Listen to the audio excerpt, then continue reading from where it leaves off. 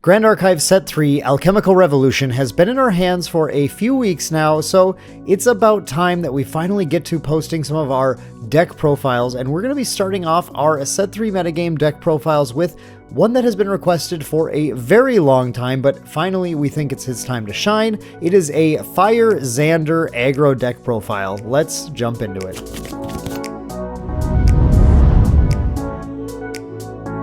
What's up everyone, it's Dan with Main Deck, and I know it's been a while since we've done a Grand Archive deck profile, but we are back at it again for the coming weeks, months. We're going to be posting a number of these just to make sure we kind of cover the Set 3 metagame, a lot of cards that you, or a lot of decks that you might want to play, might be interested in playing, or that you might see sitting across the table from you.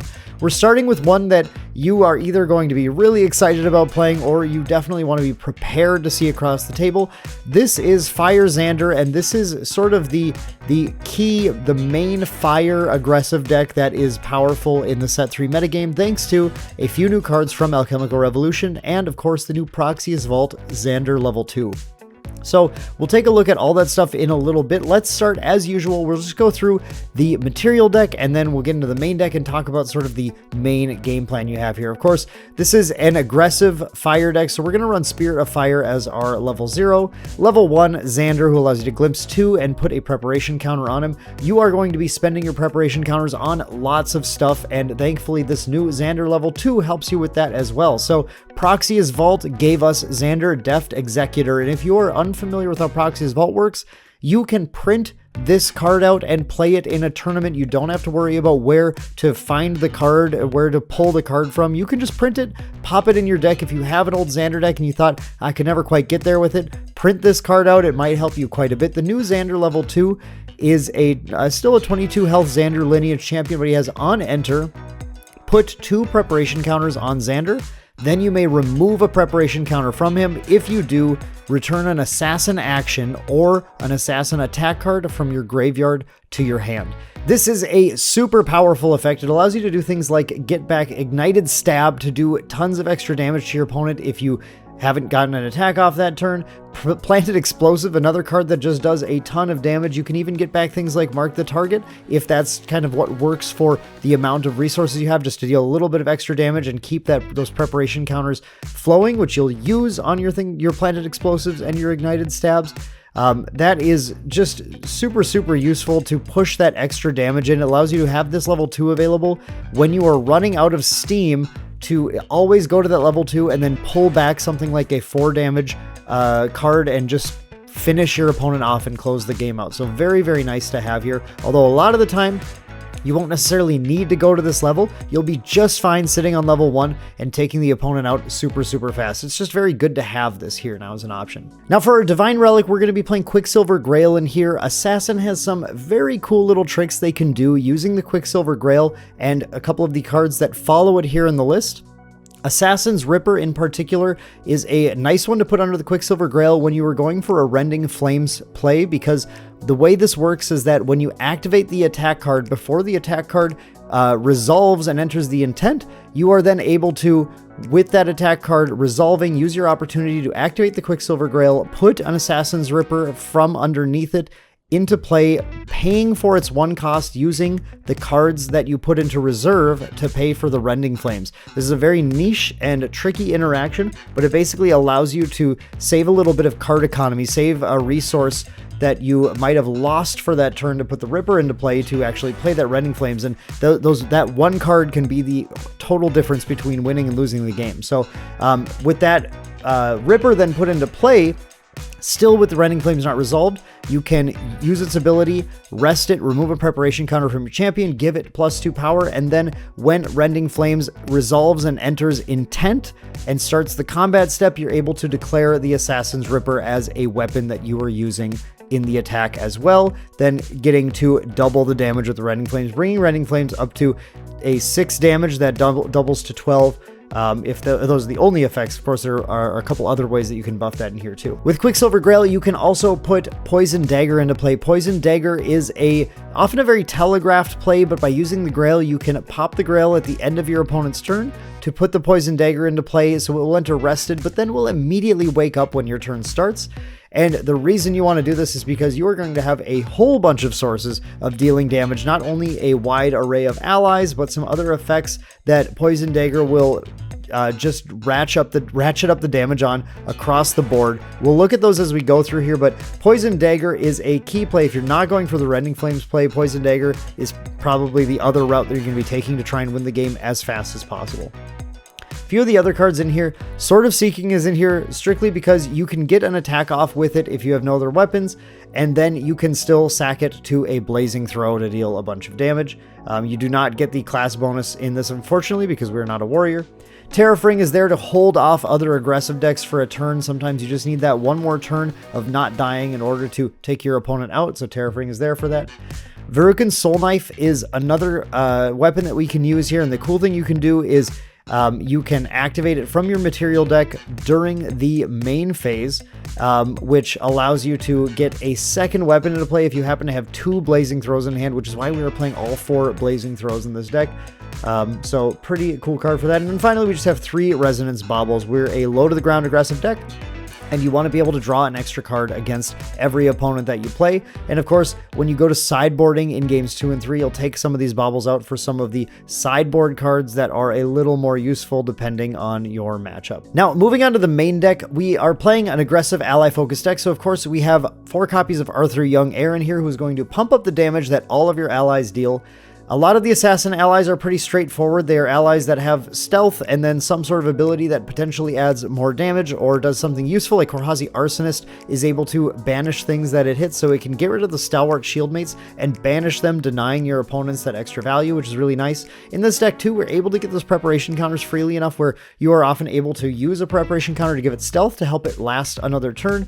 The more turns your allies can last out here, the more damage they're going to deal, especially when you are keeping them in play to set up for that Poison Dagger turn, where each ally is going to get an extra damage from the dagger, potentially an extra damage from the Arthur, and then things like Korhazi Courier will allow you to choose a unit such as your opponent's champion, and if you pop dagger that turn, the 1 damage from Courier becomes 2, and then the 1 damage from the on-hit trigger becomes 2 as well. So you got to look out for these situations where the damage actually increases multiplicatively on your opponent when they deal multiple sources of damage. Clumsy Apprentice, just there to put a body on the board and then draw a card, which allows you to keep things flowing. Hasty Messenger is in here only at 3 copies because, again, we don't really care that much about discarding cards. I mean, it's helpful to get the Rending Flames set up, but you're generally going to get there anyway, or you're keeping a bunch of allies in play and your opponent just loses. But it's still just a solid option right now, but it'd be great just to see more stealth allies in the future, and that would definitely go out for those. Crimson Tear is in here from Alchemical Revolution, strictly basically because it's a 3/2. There are no reaction cards in here that target it, so you're not getting that level 2 ability, but on level 1, it is a 3/2 against every champion in the game right now. They are all humans. So a 3/2 for 3 is just a solid body, and that's why she's in there. Honorable Vanguard is in there as a body that can attack and has floating memory, just to help us sometimes get to level 1 or 2 a little more easily, or pay for an Assassin's Ripper. Kingdom Informant is like Honorable Vanguard, but has stealth, so it's a lot harder to kill, easier to keep on board, allowing you to set up those Arthur turns and those Poison Dagger turns a little more easily. Rococo is an insane new card from Alchemical Revolution, and probably the main reason why this deck has been pushed up from its previous sort of like, it was a viable deck before, but a little less commonly seen, to the premier aggro deck that you're going to want to see, because Rococo, well, any fire aggro deck can play this card. In Assassin with Poison Dagger, Rococo is scary. A scary, scary card. Rococo is a unique ally, and the thing you need to understand about this Rococo is that you want to get yourself, basically, you're going to be dumping allies on the board. You're going to be playing cards like Mark the Target to deal damage and lower your hand size specifically so you can get to the point where you have 4 or less influence. When you have 4 or less influence, imagine you have 4 cards left in hand. That's your whole influence or something when you enter that turn, and you have 2 Rococos and you have 2 other cards. The first Rococo can be played for the 1 card from your hand. It'll enter play. It'll deal 2 damage to a target champion. If you pop Poison Dagger, it's 3 damage. Then you can attack with it for 2 more damage with the dagger in play, or 3 damage if you have an Arthur in play also. Then you can play the second Rococo, which will force you to sack one of the Rococos. You obviously sack the one that you attacked with already, and then it'll once again deal 2 or 3 damage with the dagger to your opponent on enter, and then swing for 2 or 3 damage with Poison Dagger and or Arthur. These push out a lot of extra damage. All you have to do is get down to that low influence, and there are plenty of ways to help you do that, dumping allies on the board being one of them. As I mentioned, mark the target, deals damage to something, just pushes more damage again with that Poison Dagger turn. This is 1 cost for 2 damage, then gets a preparation counter to set up an Ignited Stab or a Planted Explosives. Planted Explosives just goes out of your hand and does damage to your opponent. You want to prepare it always to get that 4 damage. You can, if you need to target an ally, you can with it, but you really want to hit face with it. Ignited Stab, same thing. It is 1 cost for 4 damage though. It's just your attack for the turn, which is just super efficient damage, which is exactly what makes this deck up. Rending Flames is sort of the one big holdover gigantic attack that you will steal games with sometimes, so you still have to play it, but we do only have 3 of it in the list here because it doesn't fit as well with the Poison Dagger plan. It's more of that Assassin's Ripper style of game plan instead. But when it's good, it's good. If your opponent has nothing they can do about it, it's going to do a lot of damage to them. Blazing Throw, again, 1 cost for 4 damage, and the cool thing in this deck is that you will have things like an Assassin's Ripper left over after you did a Rending Flames attack because it has 2 durability. You will be able to put the Sword of Seeking out, get an attack off with it, and then still sack it. And again, don't forget, so Verican Soul Knife, class bonus, element bonus, you may banish 3 fire element cards from your graveyard to activate this card from your material deck. That is not during the material phase, that's during the main phase. So you're able to, if you have 2 Blazing Throws in hand, throw away the Assassin's Ripper that you already attacked with, then materialize the Verucan Soul Knife using the fire element curse from your graveyard like a previous Blazing Throw, and then throw this as well for 4 more damage. The damage just adds up super fast with this, as well as, you know, again, getting a damage increase on Poison Dagger turns. Creative Shock is in here. We only have 2 copies of this, and I know some people are going to find this really crazy. We just did a podcast talking about tempo in the game. This deck doesn't really want to play Creative Shock that much. It is an okay turn 1 play, again, just for like, you have a floating memory, you can kind of set it up, you can kind of dig for options, but we'd much rather just have some more really sweet stealth allies. You really want to see Korhazi Courier. Korhazi Courier does everything you want it to do here. Creative Shock just doesn't do as much. We only have 2 because if you see it turn 1, great. If you don't see it turn 1, you don't want it in your hand at any point. It doesn't do damage to your opponent, so it's not important to play. And then finally, Cremation Ritual is in here again for this sort of like turn 1 velocity building.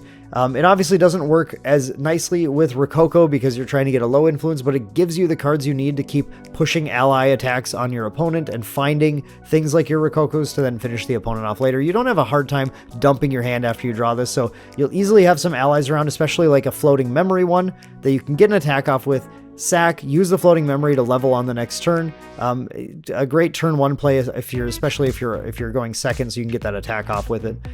Also can let you get rid of a Kingdom Reform, which are sometimes hard to get rid of otherwise if you really want that floating memory. So yeah, that's the main deck. That's kind of the idea. Your goal with this deck really is to attack the opponent and kill them as fast as possible. Turn 3 is ideal for this deck. Some of the best starts in this are going to involve putting 2 stealth allies down turn 1. So if you're on the play, if you have the 7-card hand, Korhazi Courier and Kingdom Informant are a great, 1-2, drop those 2 on turn 1, and then if your opponent has no way to deal with them, which is usually the case, it's not all often that they actually have a True Sight ally in play on turn 1 to be able to attack these things. Turn 2, if you can then drop that Arthur Young Heir, put him in Immortal, swing in with your Courier, swing in with your Informant, do a bunch of damage. You have 2 stealth allies and an Immortal Arthur. Going into your turn 3, now you're at the point where you can set up Quicksilver Grail into Poison Dagger, and you are just going to be getting ready to just dunk on your opponent with this difficult to assail board. That is totally the goal with this deck. That's everything you want to do, and then you just finish the game off with your Blazing Throws, with your Rococos. And with your planted explosives or your rending flames, all your ways of dealing lots and lots of damage, you just bring those out to close the game out later. That's how you want to play. Should be quite consistent, quite scary. And this is the deck that when you're testing new decks in the meta, you want to first start with, do I beat Zander? Do I have a game against Fire Zander? If you don't, it's going to be a tougher deck to play because, as we just saw at Ascent Ontario, there are lots of people playing this deck as the easy aggressive out. As far as the sideboard's concerned, again, I always say with sideboards, very dependent on your local meta. If you have certain decks you need to beat, put those cards in here. But some cards that we like to play are Blinding Orb, especially good against opponents that are trying to hold up interaction for you, or against those pesky Rye decks that just get off to a good start and you want to try and slow them down. Erupting decks too, you want to slow the number of cards in the hand down so they can't get the kill on you. Useful for that. Grand Crusader's Ring you can swap in for Quicksilver Grail if you are in a matchup where you are just going to need the cards and you have the time instead, and you don't need to be like kind of popping these out and being efficient. It's there as an option. Remember, you have to take out Quicksilver Grail to put in the ring though, because they're both divine relics. Poison Coating Oil, a way just to push more stealth damage down on your opponents. This is the kind of card you'll swap in for one of the baubles once you know what matchup you're playing, just to get an additional damage source. Smoke Bombs, another card you'd swap in for a bauble depending on the matchup. This is in particular, it can be used in multiple ways. It can be used with Poison Coating Oil to get stealth onto an ally that doesn't normally have it, like Arthur, and then get a damage boost on it. It can be used to save Arthurs. And it also can be used specifically tricky against Merlin. Merlin will put in something like, well, there are a lot of interceptors in the game, but Merlin's got the biggest one with the Majestic Spirit. But with any interceptors, you can Smoke Bomb the interceptor in response to the trigger to intercept, which will then give the interceptor stealth, which then will make it an illegal target for the intercept. And fizzle the intercept ability as long as the attacker does not have true sight. So nothing in here has true sight, so it shouldn't be an issue unless they counter by putting an Eye of Argus and give your thing true sight so it can be intercepted, but that's getting pretty technical at that point. Viridian Protective Trinket, bring it in against water just to prevent them from frostbinding your last Rococo or doing stuff like that too. And then Seeking Shot, we have 3 copies of this, and Seeking Shot is in here specifically as the out to Lunette, because water decks playing Lunette will slow you down so massively. So if they're playing Lunette, you're going to want to find a few slots for this card, pop them in there, and then I'm sure it can just replace some of the some Creative Shocks are probably a fine option to pull out for that Creative Shocks and a Hasty or something, because they're cards that aren't that important in the matchup, but the Seeking Shots are going to be needed, so you have an out to get rid of Lunette, and then you can keep putting your allies down and getting attacks in. So that is our Fire Zander deck. Fire Aggro, if you are a Fire Aggro player and you just want to attack, burn your opponent, this is a perfect deck to play in the new metagame. We are going to be going over some of the new champions and some of the decks coming up in the future. We are also currently preparing for Nationals, so we are working hard doing some play testing for that.